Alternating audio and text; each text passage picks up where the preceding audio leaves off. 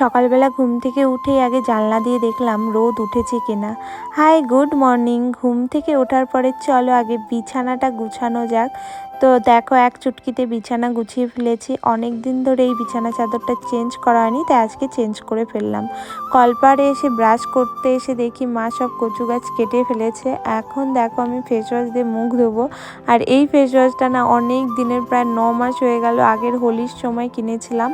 তো এখনও শেষ হয়নি, এইভাবেই মনে হয় শেষ হবে, বাট শেষ হয়নি। তো মুখ টুক ধুয়ে তো আমি ঘরে চলে এসেছি। যেহেতু এখন শীতের দিন, তাই সকালবেলা একটু ময়শ্চারাইজার ব্যবহার করে নিচ্ছি।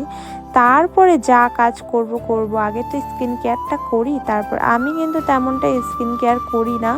তারপরে দেখো আমি এখন লিপ বামটা দিয়ে দিচ্ছি, মানে ভেসলিনটা। আর এই বিছানা চাদরটা পাতা ছিল আর বালিশের কাভার, তাই ভাবলাম চলো আজকে কেচে দিই, যেহেতু আজকেই চেঞ্জ করেছি, সাথে সাথে কেচে দিই। আর যদি পড়ে থাকে তাহলে তো কবে কাচবো কোনো ঠিক নেই।